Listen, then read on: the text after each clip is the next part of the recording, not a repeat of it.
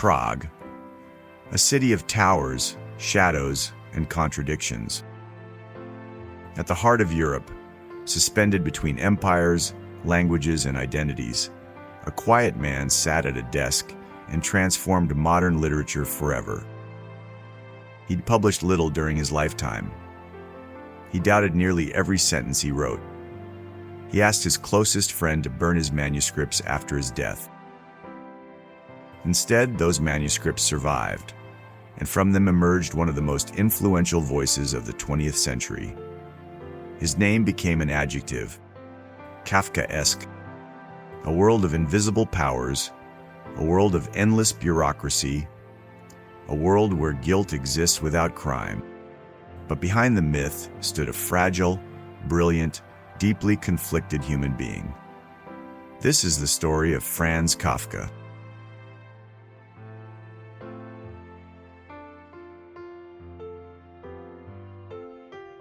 Franz Kafka was born on the 3rd of July, 1883 in Prague, then part of the Austro-Hungarian Empire. He entered a world shaped by tension. Prague itself was divided politically, culturally, linguistically. Czechs and Germans competed for influence. Jews often stood uneasily between them. Kafka belonged to Prague's German-speaking Jewish minority, a small community navigating questions of assimilation, tradition, and survival. Franz was the eldest surviving child of Hermann Kafka and Julie Lowy. His father, Hermann, had risen from poverty through force of will. He was physically imposing, loud, ambitious, and authoritarian. His mother, Julie, came from a more educated and refined background, yet she spent much of her time helping manage the family business.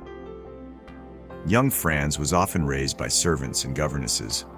From early childhood, he observed the world from a distance, watching, listening, absorbing. Years later, Kafka would write a devastating document known as Letter to His Father. In it, he described a lifetime of emotional intimidation.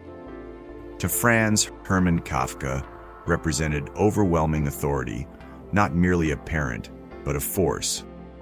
A judge, a system, an impossible standard, themes that would later dominate Kafka's fiction. Kafka excelled academically. He was intelligent, disciplined, and unusually sensitive. But beneath the surface grew an enduring sense of inadequacy. He would spend much of his life torn between obedience and rebellion, between the desire to disappear and the desire to create something immortal.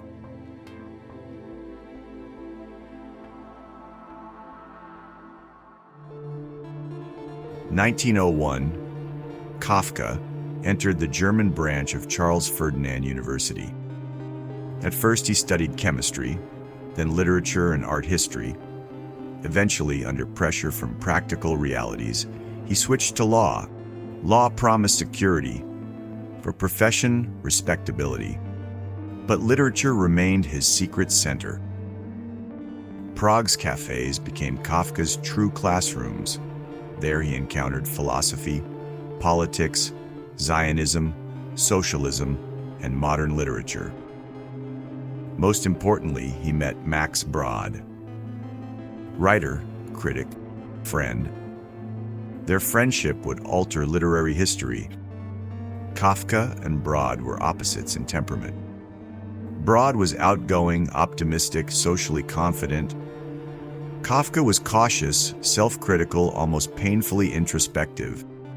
But Brod immediately recognized Kafka's genius, long before the world did. Kafka began writing seriously during these years. His earliest works already carried the marks of his mature style. Precise language, dreamlike logic, anxiety hidden beneath ordinary details. Yet he remained uncertain, always uncertain. Writing was not simply ambition. For Kafka, it was identity itself, and also torment.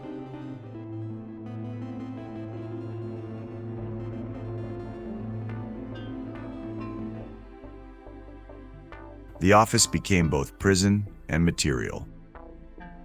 The modern world was changing rapidly. Industrialization accelerated, cities expanded, human relationships became increasingly impersonal. Kafka sensed something terrifying emerging beneath modern civilization. Not chaos. Systems.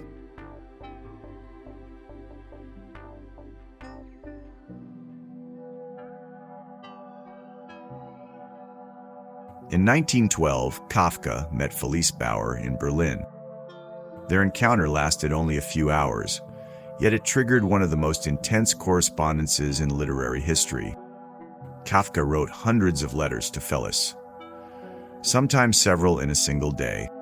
The relationship became a battleground between intimacy and fear.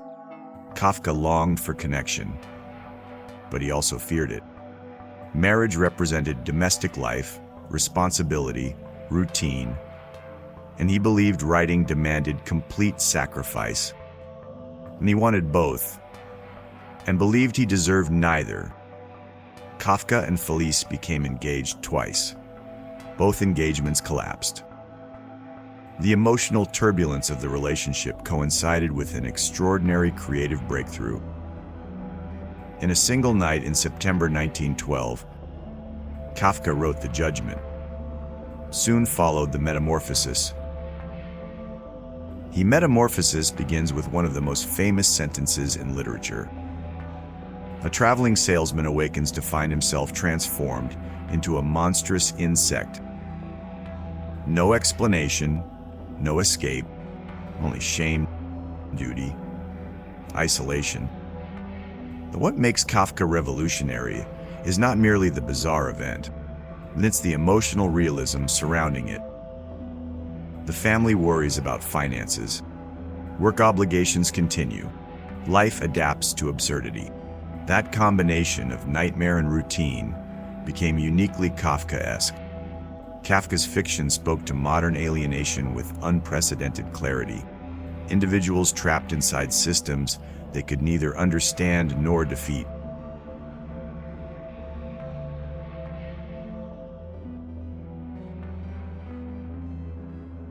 In 1914, Europe descended into catastrophe.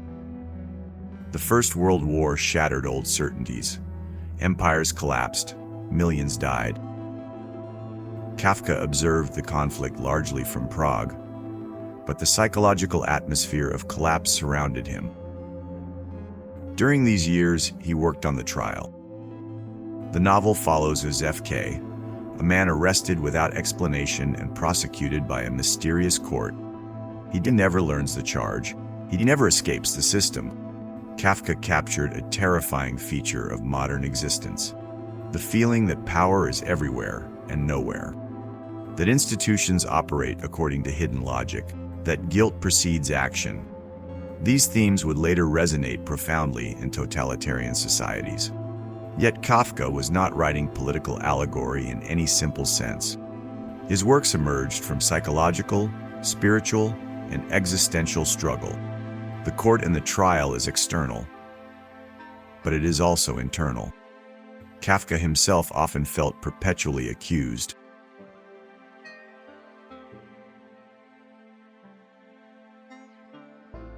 In 1917, Kafka suffered a hemorrhage, and he was diagnosed with tuberculosis. At the time, the disease was often a death sentence. The diagnosis changed everything. Kafka moved repeatedly between apartments, family homes, and sanatoriums. He reduced his working hours. He became increasingly preoccupied with mortality. Tuberculosis profoundly shaped Kafka's final years. The illness isolated him physically and emotionally, but paradoxically, it also freed him from certain social obligations. But it allowed more time for writing and reflection. Kafka entered new relationships. He became engaged to Julie Woryzek. Later, he formed deep connections with Milena Jasinska and Dora Diamond. His letters to Milena are among the most emotionally intense documents he ever produced. By the early 1920s, Kafka's health continued to deteriorate, yet his literary vision sharpened. When he wrote A Hunger Artist, when he worked on The Castle, Again, an individual confronts inaccessible authority. Again, meaning remains permanently deferred. Kafka's late works are haunted by transcendence. Characters seek admission, judgment, belonging, but the door never fully opens.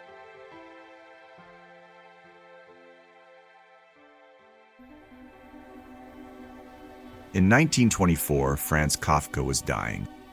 Tuberculosis had spread to his larynx. Eating became agonizing. Speaking became difficult. And he was only 40 years old. At a sanatorium near Vienna, Kafka spent his final months with Dora Diamant.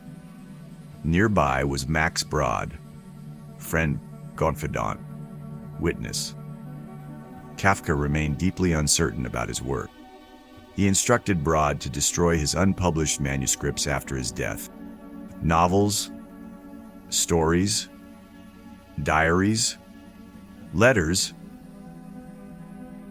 Max Brod refused. On the 3rd of June, 1924, Franz Kafka died. The following years would transform him from obscure writer into literary giant.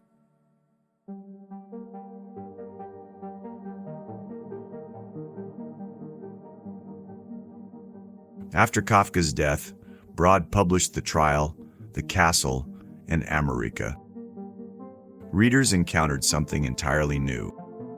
Kafka's worlds felt prophetic. As the 20th century unfolded through dictatorship, surveillance, genocide, and bureaucratic violence, his fiction seemed less like fantasy and more like diagnosis. Kafka anticipated emotional realities of modernity. People trapped in systems larger than themselves. Alienation within institutions. Power without transparency. His influence spread far beyond literature, into philosophy, psychology, cinema, political theory. The word Kafkaesque entered global language. It describes situations where logic dissolves into nightmare, where authority becomes incomprehensible, where ordinary people confront absurd systems. Yet reducing Kafka to pessimism misses something essential. His writing also contains dark humor, precision, compassion, and an almost spiritual longing for truth. Kafka understood human vulnerability with extraordinary depth. His characters fail constantly, but they continue searching. That search is what makes the work enduring.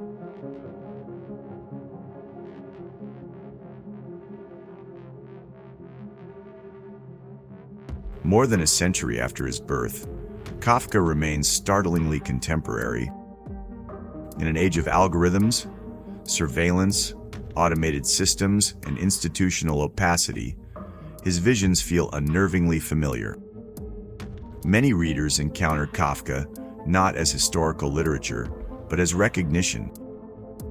The unanswered email, the inaccessible bureaucracy, the feeling of being evaluated by systems one cannot fully understand. Kafka gave language to modern anxiety before modernity fully arrived. Kafka's genius lies in ambiguity. His works resist final interpretation. They are political and psychological, comic and terrifying, personal and universal. Every generation rediscovers him because the uncertainty remains alive. Franz Kafka spent much of his life believing he had failed. Failed as a son, failed as a lover, failed even as a writer. But from that struggle emerged works that transformed world literature. He revealed the hidden anxieties of the modern condition, the loneliness beneath institutions, the fragility of identity, the search for meaning in systems that refuse explanation. Kafka once wrote, "A book must be the axe for the frozen sea within us." More than 100 years later, his words still break the ice.